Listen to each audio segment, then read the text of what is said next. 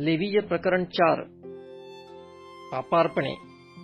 मग परमेश्वर मोशेला म्हणाला, इस्रायल लोकांना असे सांग, परमेश्वराने निषिद्ध ठरविलेल्या कृत्यांपैकी एखादे कृत्य चुकून केल्याने कोणाकडून पाप घडले, म्हणजे लोकांवर दोष येईल अशा प्रकारचे पाप जर अभिषिक्त याजकाने केले, तर त्याने आपल्या पातकाबद्दल पापबली म्हणून एक दोषहीन गोऱ्हा परमेश्वराला अर्पावा.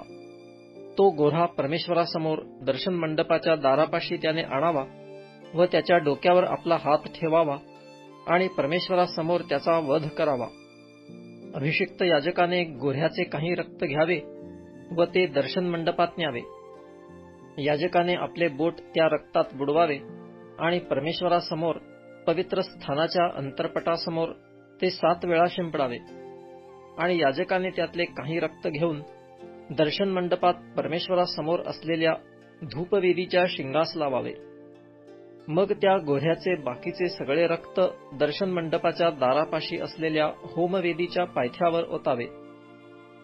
नंतर पापार्पणाच्या गोऱ्ह्याची सर्व चरबी काढावी, म्हणजे आंतड्यांवर असलेली चरबी, त्यास लागून असलेली सर्व चरबी, दोन्ही गुर्दे, त्यांच्यावरची कमरेजवळची चरबी आणि गुर्द्यांपर्यंतचा काळजावरील पडदा ही वेगळी काढून घ्यावी. शांत्यर्पणाच्या यज्ञात जसे बैलाचे हे भाग काढून घेतात, तसे ते वेगळे काढून घ्यावे व याजकाने त्यांचा होमवेदीवर होम करावा.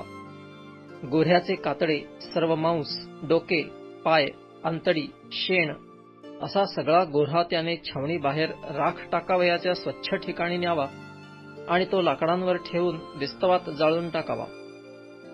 राख टाकीत असतात तेथे तो जाळून टाकावा.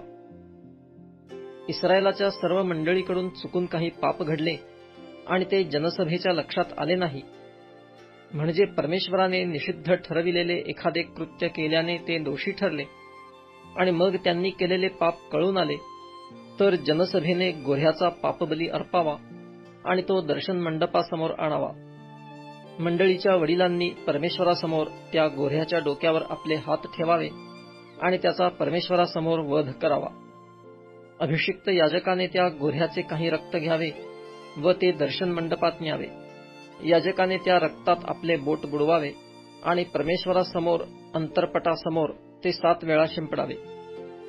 मग दर्शन मंडपातील परमेश्वरासमोर असलेल्या वेदीच्या शिंगांना काही रक्त लावावे आणि बाकीचे सर्व रक्त घेऊन दर्शन मंडपाच्या दारापाशी असलेल्या होमवेदीच्या पायथ्यावर ओतावे.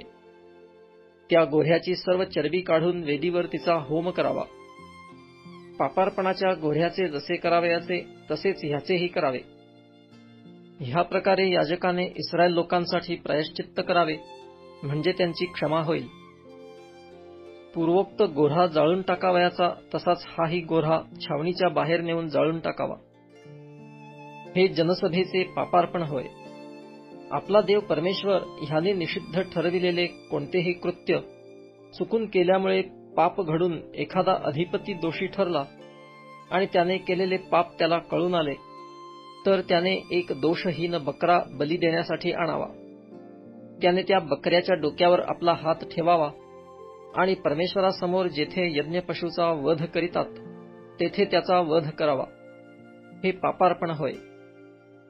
मग याजकाने आपल्या बोटाने त्या पापार्पणाचे काही रक्त घेऊन होमवेदीच्या शिंगांना लावावे आणि बाकीचे रक्त होमवेदीच्या पायथ्यावर ओतावे. शांत्यर्पणाच्या यज्ञपशूंच्या चरबीप्रमाणे ह्याच्याही सर्व चरबीचा त्याने वेदीवर होम करावा. ह्या प्रकारे त्याच्या पापाबद्दल याजकाने प्रायश्चित्त करावे, म्हणजे त्याची क्षमा होईल.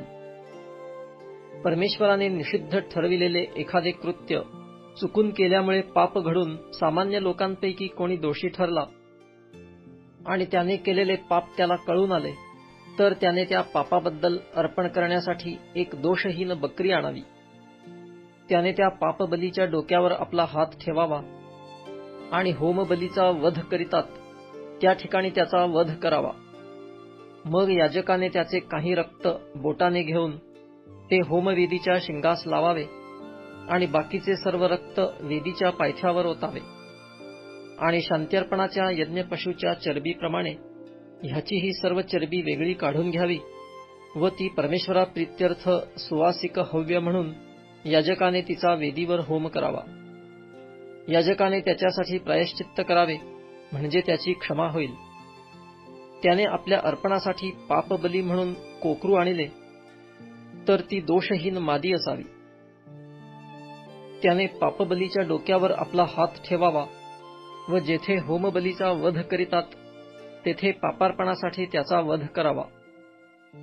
याजकाने आपल्या बोटाने पापबलीचे काही रक्त घेऊन होमवेदीच्या शिंगास लावावे आणि बाकीचे रक्त वेदीच्या पायथ्यावर ओतावे आणि शांत्यर्पणाच्या कोकराच्या चरबीप्रमाणे त्याची सर्व चरबी काढून घ्यावी आणि वेदीवर असलेल्या हव्यांवर परमेश्वराप्रीत्यर्थ तिचा होम करावा.